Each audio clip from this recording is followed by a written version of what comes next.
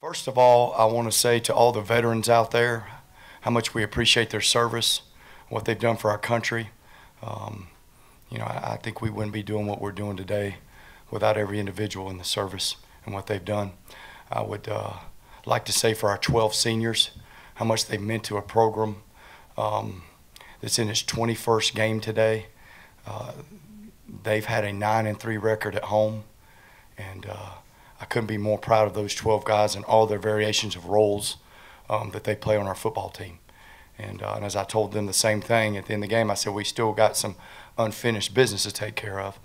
But coming out of Fifth Third Bank Stadium for the last time, definitely want to tell you how much I appreciate those guys. I like the way our football team came out to play today. I think early on we were very motivated and hungry to win the ball game. I thought as it went at times we sputtered a little bit, lost a little bit of our edge, regained it, and then a little bit in the second half. We got a little sloppy at times, and we got to learn to do it all the time. But at the end of the day, we came out and took care of business, and I don't think there was ever a doubt on our sideline what was going to happen as the game went on. So proud of our team, proud of everybody in this program. I told them all that, and I always tell them after the game I'm proud of them, but I kind of stopped and said, guys, y'all don't understand. I'd come do this for free with this group of individuals. These kids and this staff, man, it's a blast. I've never had more fun in my life. You got a group of kids that's really bought into each other, and they take the me out of it, and it's all about the we. And in this day and age, that's phenomenal. So proud of our guys, proud of the win today. 8-2, having conversations about stuff you never thought you'd have conversations about. So proud of our football team. I'll open up for questions. Coach, several times the safety kept creeping up in the box, trying to cut off that pitch. You feel like that's what you need to do to make them pay for it, hitting them with the deep balls? Yeah, well, as the game goes, it's all predicated on what you can do. If you can get a little run game going, and you're hurting them a little bit, then they get a little more aggressive, and then you have opportunities, to get behind them. And we were able to do that. We really only got them really on one play action. That was Xavier's touchdown. The others were just some schematical things that our offensive staff did a great job with. But that's the nature of what we do. If you can run the ball a little bit, they start getting out of, they get a little tighter, and you're able to get behind them. We got a great group of wideouts, great group of slots. And Chandler's done a phenomenal job of distributing the ball and making big-time throws. The throw there, we had 49 seconds to go, I think, in the half, and we marched down the field. I almost got a penalty because I ran down the field trying to get a timeout. We're not what I call, balanced from a number standpoint, but we have the ability to run and throw. And if y'all have watched us, we've been that way all year. And depending on what they're giving us, we were able to counter that with what we can do. And if we can ever continue to do that and get better at it, it makes it tough to defend.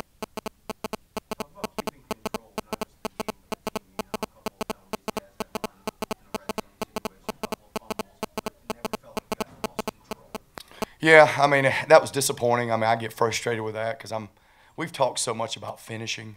Y'all have heard me talk about these last few about just finish practice, finish a game, you know what I mean? And so that gets frustrating, and sometimes we lose our cool out there, and we got to continue to work on that.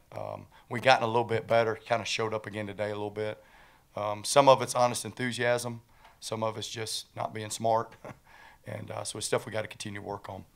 But like you said, we don't flinch on a lot of that stuff. We just keep playing. But it's mistakes. You get in different games, you're going to get beat, if you make those kinds. So just stuff we got to learn from. When you are playing ahead like you are, but you see a few minor mistakes like those fumbles at the end, not minor, but is there anything that you can do to make sure that doesn't keep going forward? Yeah, we talk about it, we practice it, we communicate it, but with a young football team, it's like you got to learn how to handle prosperity. You got to handle when things aren't going well. Those are all things when you're growing as a program and a football team, you got to find ways to handle those. And that's why we've been talking about finishing. Because y'all go back and look at our season, man, we've been ahead before now. And we've let it, we've squandered it a couple times and found a way to win at the end. Furman, Gardner-Webb, 2 examples. And then we've also, as the season's gone on, we found a way, even with some mistakes, found a way to finish and finish it without it being, you know, the last 2 minutes trying to make it happen. So I think that's part of the growth process. It's part of the growth process, and we definitely got to get better at it.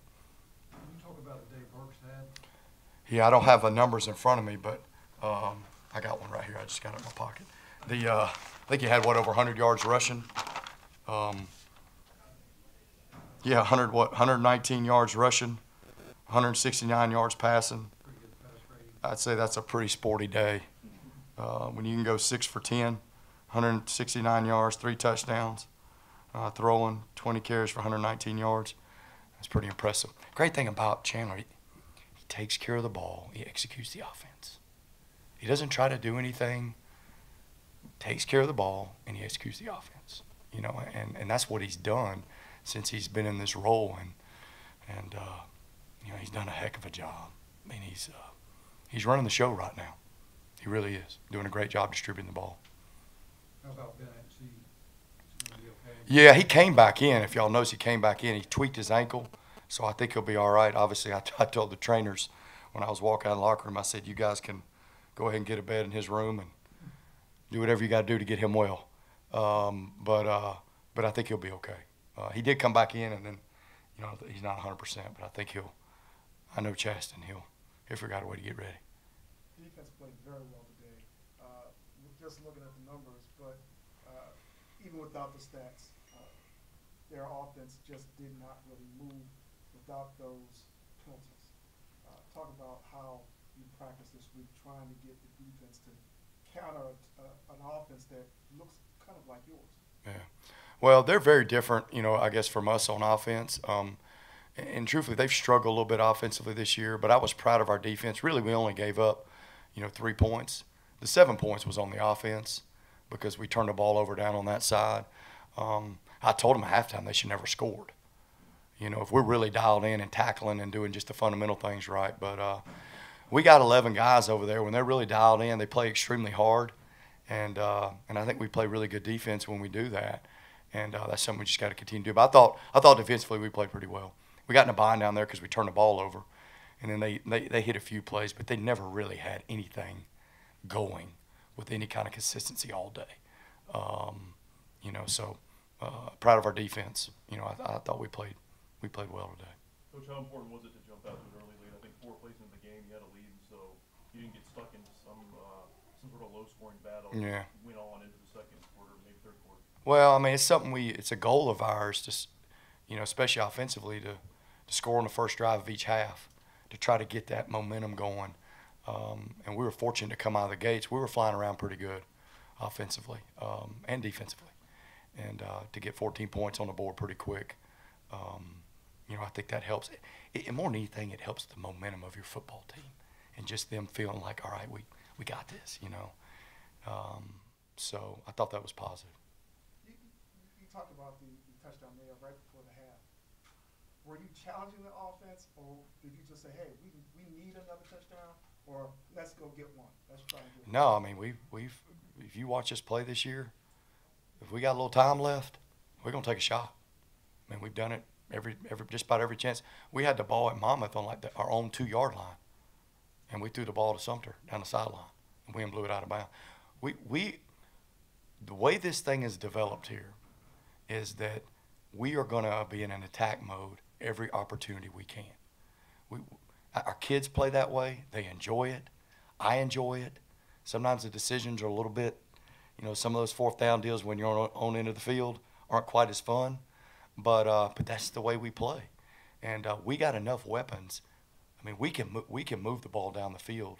You know, whether sometimes we get in the gun at that point in time because we can fast pace that. So that's just the way we play. When we got in there, we had 49 seconds and 3 timeouts. I'm like, let's roll. Let's go.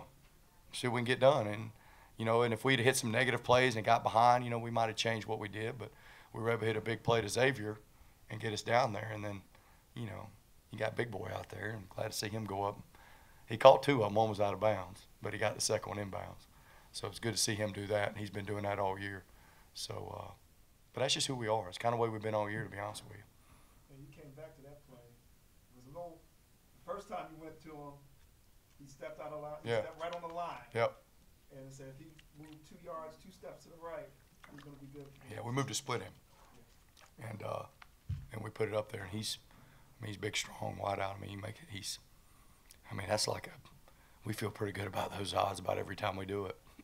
So, but that's not anything new for us today. I mean, that's just kind of how we've been, and you know, you can take the wind out of people's sails when you do that stuff with 49 seconds to go right before the half. You know, and we knew they were going to get the ball coming out. Yeah, it's kind of who we are. Do you feel good knowing that your destiny really is in your hands somewhat with the game coming up next week? Well, I think we control what we can control. You know, today we had to take care of PC. Next week we had to take care of Charleston Southern. That's all we can control. We know that the stakes go up if Charleston Southern were to happen to beat Liberty today. But even if they don't, it's not going to change how we go about our business for this last game. Not at all. It's a big game for us. You know, we want to finish strong. And so regardless of all that, we're going to get ready to go play the best game we've played since we've been here. And that's kind of our mindset. Will you even mention to the kids this week the word playoffs? Will that even come up? No, probably not. I explained the scenario before the last game. Before this game on Monday, I went before the team. I said, all right, here's what could happen. You win out, worst case scenario, you're second in the league. You win out, Charleston Southern beats Liberty, you got to share the title. It's based on the committee if we go to the playoffs. Because they'll get the bid because they won head-to-head. So we've had the conversation. They know. We don't need to talk about it no more. We're going to get ready to go play Charleston Southern. Regardless of what happens this afternoon, obviously if they win, it adds a little more incentive to it. But still, we got so much to play for here. Regardless of that, man, think about it now. A little perspective for you. We're getting ready to play our 22nd game. And you guys are asking me about the playoffs. I love it, but you step outside the box and you look at it, you go, dang, to even have the conversation is remarkable in itself. And I think it goes to that bunch of those kids and coaches in that locker room that we can even have the conversation right now. So we'll see what happens this afternoon, but I think our kids, I know our kids, man, whatever happens this afternoon ain't going to change the way we get ready to go play this crowd. Obviously, they came here and celebrated a conference championship last year, and I'm sure our kids will remember that. One more thing, Coach. Yeah. You talked about it earlier. How will you remember the senior class yourself? Well, I said it a little bit. Actually, I talked a little bit about it Thursday. I think what they've done here and could even put the icing on the cake by finishing this thing off right is stuff they're going to tell their kids and grandkids about one day. And they're going, man, look what we did. Look what we did. You talk about foundation, legacies. I mean, think about it. I mean, 9-3 at home. Chance to go 9-2 in their senior season. Golly, guys, I don't really know how much more you can say. I mean, it's and I've told them all this. Same thing I told them Thursday, and so I couldn't be more proud of them. And I think this is one of those things they don't fully get right now. But boy, 10 years down the road, they're going to be like, holy cow, look what we did. Look what we did. And I think you're seeing history in the making right now, to be honest with you. And I think those seniors have a lot to do with that. Anything else? All right, guys, thank you. As always, guys, I know I say this every time. We got some different folks in here today. I always appreciate you guys coming here, good, bad, or indifferent, but appreciative of you coming and being a part of Kennesaw State football. So, thank you.